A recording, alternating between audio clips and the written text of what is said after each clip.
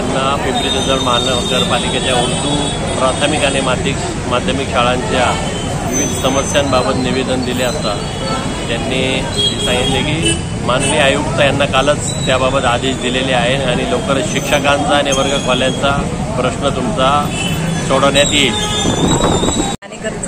या एरियामध्ये राहते, इथे आजूबाजूला माझे खूप मुस्लिम बांधव देखील राहत आहेत, परंतु हा अगदी महानगरपालिकेपासून 500 मीटरवर हे डिस्टन्सवर हा संपूर्ण एरिया आहे।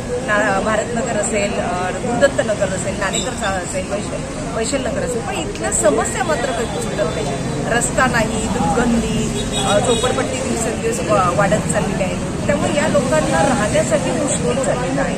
खरं तर मला असं वाटतं की हा अगदी प्राईम लोकेशन अशा ठिकाणी हा एरिया आहे, शिवाय महानगरपालिकेच्या अगदी जवळ आहे, तर इथे ज्या मूलभूत सुविधा आहेत त्या पुरवल्या गेल्या पाहिजेत। इथं रस्ता नाहीये, काय समजा कधी काही प्रॉब्लेम झाला, आग लागली तर इथे फायर ब्रिगेड येऊ शकत नाही, इथे अँब्युलन्स येऊ शकत नाही। तर या दृष्टीनं महानगरपालिकेने किंवा सरकारने या गोष्टीकडे थोडंसं लक्ष द्यावं आणि या लोकांसाठी काही करता आलं तर निदान राष्ट्रवादीने करावं। मी दादांना निवेदन देऊ इच्छिते की या मुस्लिम बांधवांचे जे प्रॉब्लेम्स आहेत किंवा इथे राहणाऱ्या ज्या नागरिकांचे प्रॉब्लेम्स आहेत, खूप त्रस्त आहेत हे लोक, तर या सगळ्यांसाठी आपण अधिकाऱ्यांना सूचना द्याव्यात आणि इथले सगळे प्रॉब्लेम लवकरात लवकर सुटावेत असं मला वाटतं। धन्यवाद।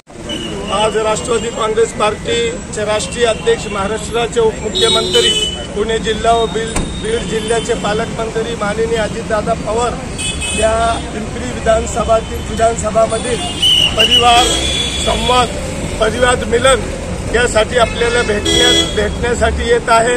आपण सर्व पिंपरी चिंचवड शहर राष्ट्रवादी काँग्रेस पार्टी अल्पसंख्याकच्या वतीने त्यांचं मनपूर्वक शहरचं स्वागत आणि त्यांना शुभेच्छा की एकमेव असा नेता महाराष्ट्राचा माननीय अजितदादा आहेत की जे अख्ख्या महाराष्ट्रभरात उद्या आपण सर्वांनी पाहिले असेल की संवाद जनतांनी संवाद होता। रागा पॅलेसमध्ये कालेवाडी या भागातील पिंपरी चिंचवड शहर, मावळ, पुणे जिल्हा, वेगळे विभागातील पुणे जिल्ह्यातली जनता दादापाशी आपल्या समस्या घेऊन आले आणि त्या ठिकाणी प्रशासन, महामंडळाचा प्रशासन, नगरपालिकेचा प्रशासन, पोलीस प्रशासन, अनेक प्रशासन तिथं त्या ठिकाणी उपस्थित होते आणि माननीय अजितदादांनी सर्वांच्या समस्या ऐकून घेऊन त्या ठिकाणी अधिकाऱ्यांना त्यांची सूचना दिली आणि ते मार्ग लावण्याचं काम एकमेव आमचे महाराष्ट्राचे नेते उपमुख्यमंत्री अजितदादा पवार साहेबांनी केले।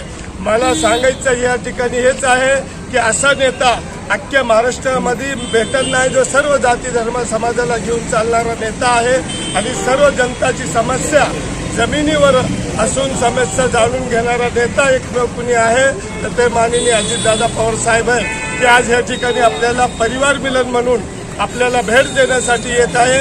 पुन्हा एकदा त्यांचा राष्ट्रवादी काँग्रेस पार्टी अल्पसंख्याक शहरच्या वतीने त्यांचं शहरचं स्वागत। धन्यवाद।